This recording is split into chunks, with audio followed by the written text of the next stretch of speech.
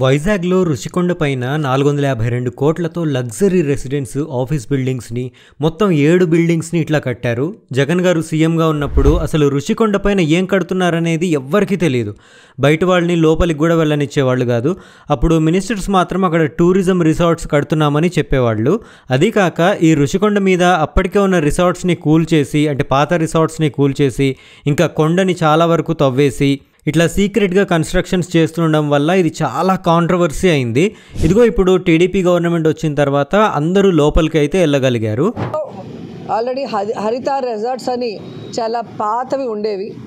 వాటి ప్లేస్లో అత్యంత ఆధునీకరించి ఈరోజు వరల్డ్ క్లాస్ లెవెల్ అని చెప్పచ్చు. ఈరోజు 7 బిల్డింగ్స్ని నిర్మించడం జరిగింది. అండ్ చాలా శుభదినం ఈరోజు. మంచి టైంలో దాని గృహప్రవేశం కూడా చేయటం జరిగింది. యాక్చువల్గా టూరిజం కోసం అన్ని పర్మిషన్స్ తీసుకొని చాలా అద్భుతంగా 7 భవనాల్ని నిర్మించడం జరిగింది. ఇక్కడ 3 రెసిడెన్షియల్ బిల్డింగ్స్, మిగతావి ఆఫీస్ బిల్డింగ్స్ కట్టారన్నమాట. అది కూడా రివ్యూ మీటింగ్ చేసుకునేలాగా చాలా పెద్ద పెద్ద హాల్స్ ఉన్న భవనాలు ఉన్నాయి. ఇక్కడ రెసిడెన్షియల్ బిల్డింగ్స్లో బెడ్రూమ్లు 12 దాకా ఉన్నాయి ఒక్కొక్క బిల్డింగ్లో. ప్రతి బెడ్రూమ్కి లగ్జరీ బాత్రూమ్స్ ఉన్నాయి. ఈ బాత్రూమ్ని చూస్తేనే మనలాంటి వాళ్ళ కళ్ళు తిరిగేటట్టుగా ఉన్నాయి. నార్మల్గా పేదల ఇళ్ల కోసం ఏపీ గవర్నమెంట్ ఇచ్చేది 1 సెంటు భూమి, అంటే 435 స్క్వేర్ ఫీట్స్ లాగా. కానీ ఈ బాత్రూంలో స్పేస్ చూస్తే కనుక 480 స్క్వేర్ ఫీట్స్ ఉంది. అంటే ఒక పేదల ఇళ్ల కన్నా ఈ బాత్రూమే పెద్దగా ఉందన్నమాట.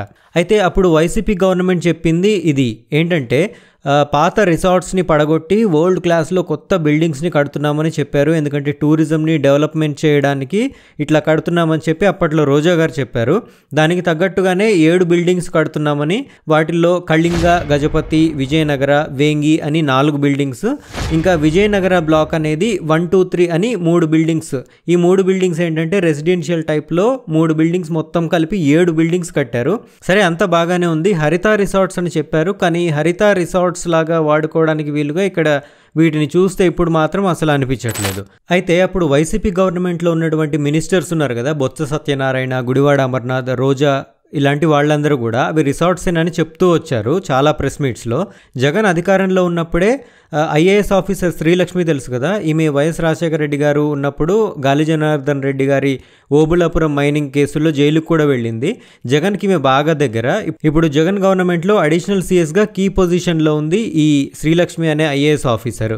అట్లాంటి ఈమె ఆధ్వర్యంలో 3 ఒక కమిటీ వేసి ఆ కమిటీ అన్ని బిల్డింగ్స్ పరిశీలించిందని చెప్పి చివరికి రిషికొండపై కట్టిన భవనాలన్నింటినీ సీఎం నివాసానికి పనికొస్తాయని ఆమెతో చెప్పించారు. వాటిలో కొన్ని మార్పులు చేస్తే సీఎం నివాసానికి, ఆఫీస్కి బాగా సరిపోతాయని చెప్పి ఆమెతో చెప్పించారు. ఎందుకంటే అప్పట్లో వైజాగ్ నుంచే జగన్ గారు పరిపాలన చేస్తారని చెప్పారు కదా. సో అందుకని ఇది సీఎం క్యాంప్ ఆఫీస్ లాగా యూజ్ చేసుకోవడానికి ఆ బిల్డింగ్స్ పనికొస్తాయని చెప్పేసి ఆమెతో చెప్పించారు. సో వాటిలో కొన్ని మార్పులు చేస్తే సీఎం నివాసానికి సరిపోతాయని చెప్పి ఆమెతో చెప్పించినా కానీ అదంతా పెద్ద డ్రామా అని చెప్పేసి ఇప్పుడు అందరికీ తెలిసిపోయింది. ఎందుకంటే ఆ బిల్డింగ్స్లో ఏ మార్పులు చేయక్కర్లేదు. చూస్తున్నారు కదా, డైరెక్ట్గా వాటిల్లో వెళ్ళి ఉండొచ్చు ఏ మార్పులు చేయకుండానే. మరి పార్టీ కార్యాలయంగా ఎక్కడ ఉంటే బాగుంటుంది అంటే, ప్రభుత్వంలో భాగమే ముఖ్యమంత్రి అంటే, పర్సనల్గా కాదు కదా. సో ముఖ్యమంత్రి గారు ఎక్కడ ఉంటే బాగుంటుంది, ఎక్కడి నుంచి పరిపాలిస్తే బాగుంటుంది అన్న క్రమంలో 3 మెన్ కమిటీ వైజాగ్లో ఉన్న అన్ని ప్రదేశాలని కూడా సందర్శించారు. దాంట్లో ఇక్కడ ఉంటే బాగుంటుంది అని రిషికొండని ఫైనలైజ్ చేయడం జరిగింది.